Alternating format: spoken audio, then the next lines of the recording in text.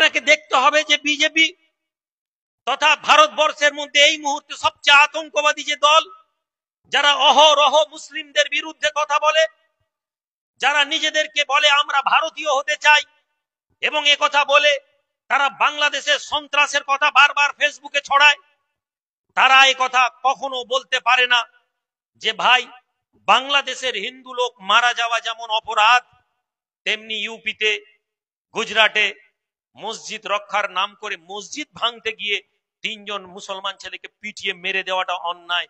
তাদের টাইম লাইনে আপনি দেখবেন না, তারা সারাদিন বাংলাদেশকে নিয়ে কথা বলে, তারা বলে আমরা সেকুলার, তারা বলে ভারতের সংবিধানকে মানতে হবে।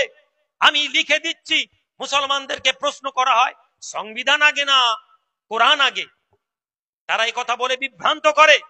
তারা মুখে বলে সংবিধান আগে, কিন্তু তারা ভারতবর্ষের সংবিধানকে পুড়িয়ে দেওয়ার পরিকল্পনা করছে, এবং এরা হচ্ছে ভারতের সবচেয়ে বড় সন্ত্রাসী এবং বিদ্রোহী, এবং ভারতকে টুকরা টুকরা করার পরিকল্পনা করছে।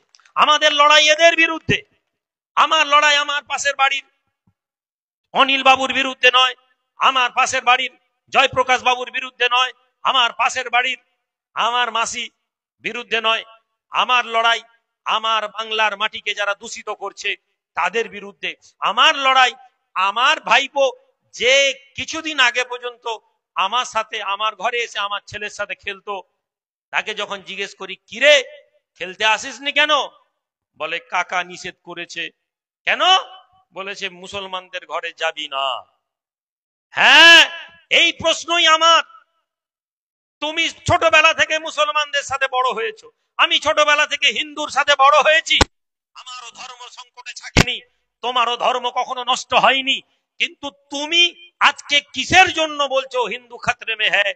তুমি যে হিন্দু খতরে মে হ্যায় এই শব্দটা বলছো, তুমি কি জানো তোমার বাঙালি হওয়ার অস্তিত্বকে নষ্ট করে দিচ্ছে একদল লোক, যারা তোমার অজান্তে ভোট বাক্সকে মজবুত করছে, আর একদিকে তোমাকে শুধু বলছে হিন্দু খতরে মে হ্যায়। সম্মানিত ভাইয়েরা, আমাদের লড়াই তাদের বিরুদ্ধে। আসুন, তাদের বিরুদ্ধে লড়াই কিভাবে করা দরকার আমাদেরকে জানতে হবে।